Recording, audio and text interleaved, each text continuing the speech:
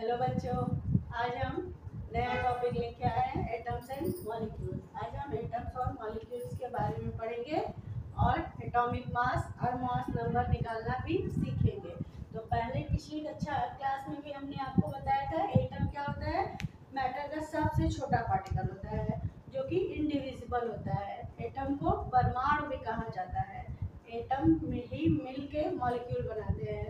Atoms मिल के molecule, कोई भी मॉलिक्यूल में 2, 3, 4, 5, 6 एटम, जितने में एटम मिलके ही मॉलिक्यूल बनते हैं। एटम इनडिविजिबल होता है, यानी इसको डिवाइड नहीं किया जा सकता और छोटे में नहीं तोड़ा जा सकता। एटम्स को 3 सब पार्टिकल्स में डिवाइड किया गया है।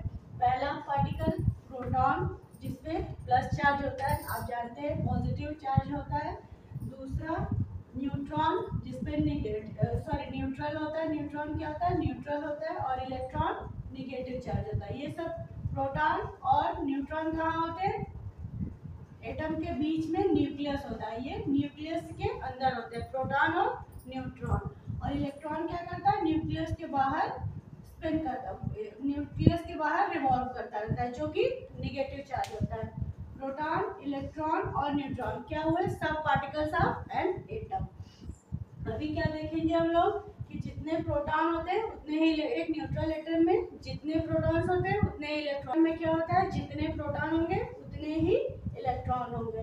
न्यूट्रॉन अलग अलग हो सकते हैं, लेकिन प्रोटॉन और इलेक्ट्रॉन जब तक एटम न्यूट्रल है तब तक दोनों सेम रहेंगे। अगर यदि कहीं से बाहर से इलेक्ट्रॉन एटम गेन करता है तब तो वो एटम निगेटिव हो जाता है, या इलेक्ट्रॉन लूज करता है तब वो एटम पॉजिटिव हो जाता है। उसके अलावा जब तक न्यूट्रल है तब तक प्रोटॉन और इलेक्ट्रॉन का नंबर सेम रहेगा। न्यूट्रॉन चेंज हो सकता है।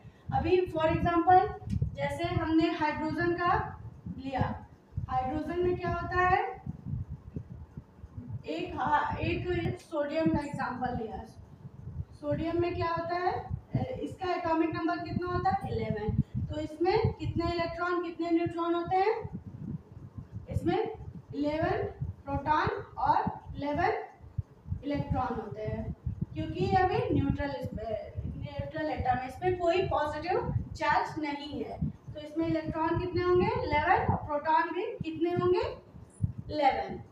अगर हमें एटॉमिक मास इसका निकालना है, न्यूट्रॉन निकालना है, तो एटॉमिक मास होता है 23। तो अभी हम न्यूट्रॉन कैसे निकालेंगे? एटॉमिक मास को हमने पिछले क्लास में बताया था, एटॉमिक मास को ए से दिखाते हैं। अब हमको न्यूट्रॉन निकालना है, तो न्यूट्रॉन कितना होता है? Proton plus neutron. तो अब हमें न्यूट्रॉन निकालना, तो हम किस तरह निकालेंगे? हमें पता है एटॉमिक मास हमारा कितना है? 23 है। तो हमें अब न्यूट्रॉन निकालना है। तो एटॉमिक मास इक्वल टू कितना होता है? Proton plus neutron. अब हमें एटॉमिक मास पता है, प्रोटॉन पता है, तो अभी अब न्यूट्रॉन कैसे निकालेंगे? n equal to atomic mass और मास नंबर माइनस p। तो हमारा a कितना है? 23। प्रोटॉन कितने हैं? 11। तो कितना हुआ हमारा न्यूट्रॉन? 12। यानी नंबर ऑफ न्यूट्रॉन्स कितने हैं? 12 हुए।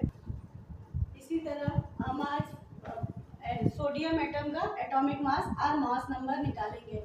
एटॉमिक मास को मास नंबर भी कहा जाता है। तो इसको किससे दिखाते हैं? ए से। Atomic mass equal to proton plus neutron, where neutron is 12, proton is 11। यानी न्यूट्रॉन और प्रोटॉन का नंबर दिया है, हमें एटॉमिक मास निकालना है। तो atomic mass equal to P. तो सोडियम एटम का हम एटॉमिक मास निकालेंगे। ए इक्वल टू पी हमारा कितना है? 11। न्यूट्रॉन कितना है? 12। तो कितने हो गए? एटॉमिक मास हमारा कितना हो गया? 23। यानी सोडियम का एटॉमिक मास और मास नंबर इज 23। उसके बाद हम ऐसे और भी एग्जांपल ले सकते हैं, जैसे कैल्शियम का हो गया, कैल्शियम एटम का। तो कैल्शियम का मास, प्रोटॉन होते हैं इसमें 20 और न्यूट्रॉन भी होते हैं 20। तो अब इसका हम कैसे निकालेंगे? तो atomic mass equal to P plus N। P हमारा कितना है? 20 और न्यूट्रॉनों का नंबर कितना है? 20। तो एटॉमिक नंबर कितना हो गया? 40। अगर हमें प्रोटॉन पता है तो हम इलेक्ट्रॉन निकाल सकते हैं अगर हमें इलेक्ट्रॉन पता है, हम प्रोटॉन निकाल सकते हैं अगर हमें न्यूट्रॉन पता है, तो हम एटॉमिक मास निकाल सकते हैं अगर हमें एटॉमिक मास पता है, तो हम नंबर ऑफ न्यूट्रॉन्स निकाल सकते हैं। यानी हमने क्या क्या निकाला, atomic mass, atomic number, proton, electron, neutron. अब मेरे हिसाब से आपको समझ में आ गया होगा। अगर नहीं समझ में आ गया तो मुझे कमेंट कीजिए।